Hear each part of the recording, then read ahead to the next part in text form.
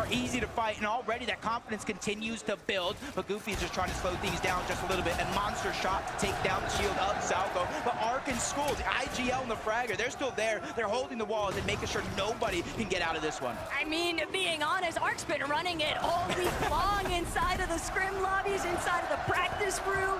He is more than content to take up a box fight with anybody, and especially if he's got his teammates right next to him. You can see the confidence from the NA West boys, but Oshi still doing their best to hold their own despite being down a player. It doesn't seem to be deterring them. They know they can't really leave this area because they're likely to be third party. They've got to just find a way to delay and hope that they have that little bit of a saving grace from another team entering the exchange. Uh-oh, I see somebody rotating relatively close. They said, hey, where's our invitation?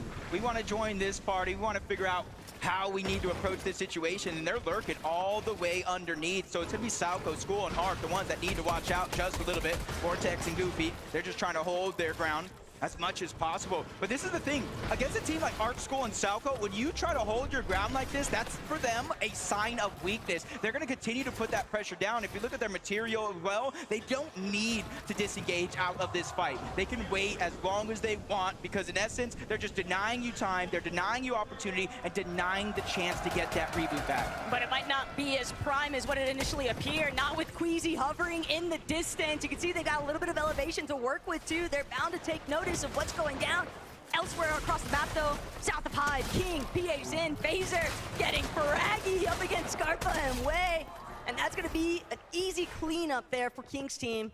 Feeling really good about that aggressive start. Now over towards Supernova, and already early on, Taco, you can kind of see where the zone is favoring a little bit towards the north, massively towards the west.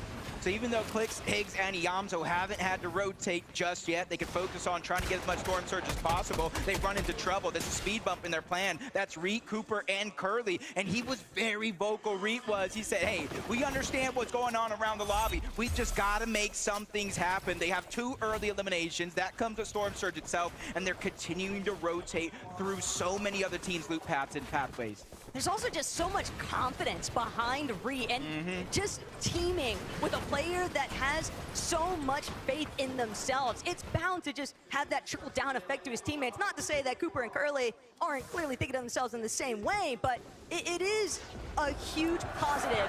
But every single time this weekend, Jacob, that we see the Gentlemates, Malibuca, Ping, floating across the screen here, just waiting to find their reposition opportunity. That sole elimination on Malibuca right now, but tailing just behind Yapko, Panzer, and Seti. This could be disastrous if they don't realize what's coming up behind them.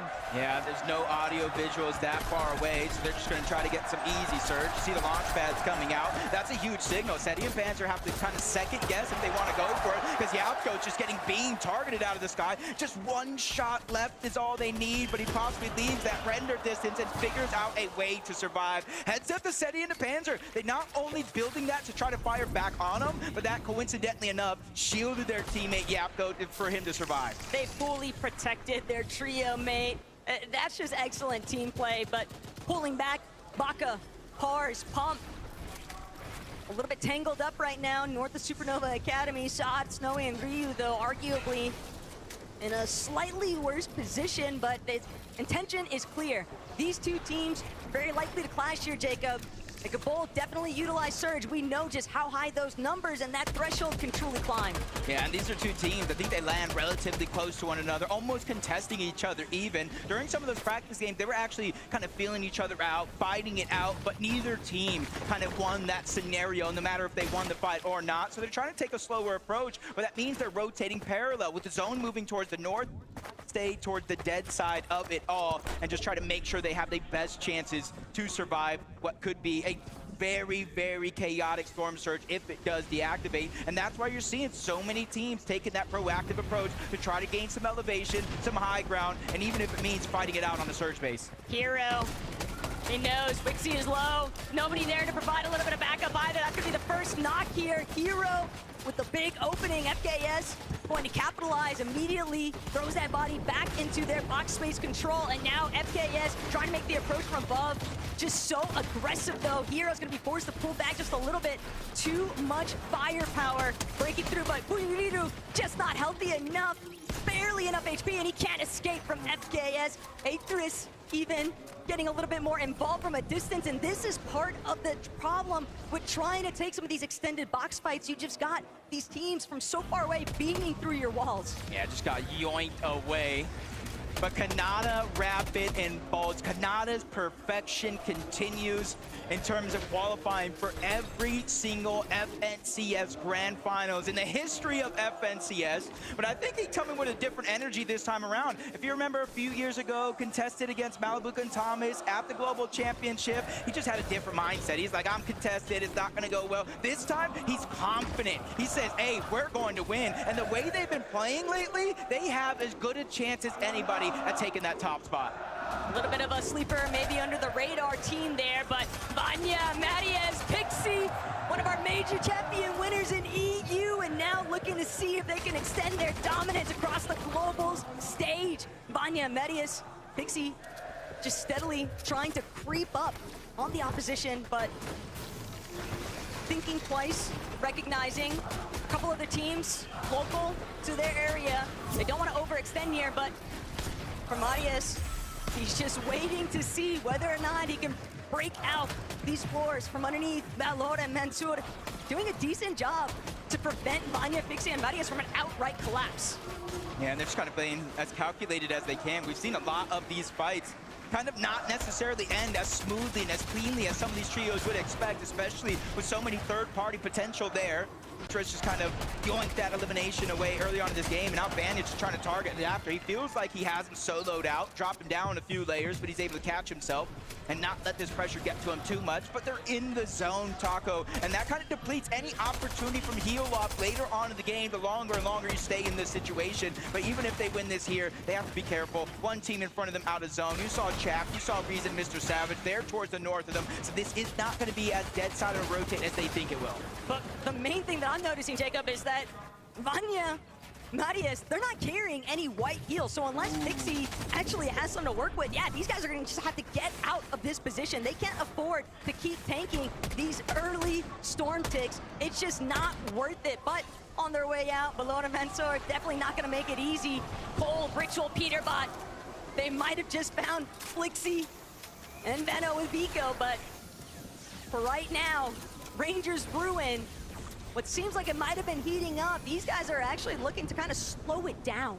Yeah, and for, you know, Ritual and his trio, they just kind of have scraps. They got sticks and stones. And look at this on the other side. Multiple minis, big pots, full health, almost max mats. And even though they don't necessarily have that information on one another, that is a great decision for them to kind of go their separate ways, because I would almost give that one up to Venno and his trio if that did fight it out. Continuing looking around, Cammy, Hottie Eye drop all the way from the Shining Span Bridge. And honestly, even though they're on different teams, Seti, Cammy, I don't know if it would have been the same global championship without him, but Storm Surge finally showing its face, 602 damage above the threshold. As much as I want to feel confident, we know that can change in the blink of an eye. Oh, easily, but Acorn and Agers, they might just be the ones to actually intervene here. They seemingly have favorable positioning, but Cammy, a little bit of pressure applied with the approach now. Malibuka, Ping, and Walks just trying to be wary. There is so much company in that area. It's very easy. Just one window edit for too long, you could easily be domed and taken down. Uh-oh, 321 damage below the threshold. This is the two-time NA West champions. In Major 1, they won 6 out of 12 games, just dominating the region. But contested off spawn, it tends to do things to you, especially when the team is running away. But they're still hot on the hills. These are still the two teams rotating parallel to one another. But Baka, Pars, and Pump, they've now ran out of options. Their hand is being forced, and they have to go in because Storm Surge will activate, and every 7 seconds they will take 25 damage. But the worst part still, Saad not actually in the same position. His team relatively healthy for their surge, at least for right now, Jacob. Bars, Baka Pump, they're gonna take a moment to pause, but now with these Storm ticks starting to break away at their shields, they're gonna be forced to fight it. Baka already out of this battle. Pars shortly after, but now Sod, Snowy, Ryu, this is a huge come up. These guys just got a little loot bomber package delivered straight to their front door. And I forgot to mention, if Storm Surge takes you down, you don't get knocked. You get straight eliminated back to the lobby, but I did see it in the feed. A couple of these guys kind of putting it all into the test. Cooper lands a great shot on the Valor. You see him dropping him down, trying to finish the fight. 1v3 situation, and he is just hitting haymaker after haymaker as he gets another knock in this situation. 319 above, Cooper with the 1v3. That couldn't have been a better time to clutch things up, but Cooper's still gonna have to essentially play his life here. There are too many players that are going to prevent him from finding that breath of relief. 42 below even, inside of that damage threshold for Surge. Jacob, it is so sad to see after what a phenomenal clutch he just pulled off, and with Wox, Malabuka, and Ping pressing behind him, that's gonna be tough to actually survive. But Peterbot just continues to have to deal with playing the defensive here. Bold, Ritual, and Peterbot now looking to be on the move, but they're still just barely above this damage threshold. They're gonna have to turn and fight eventually. They're sitting on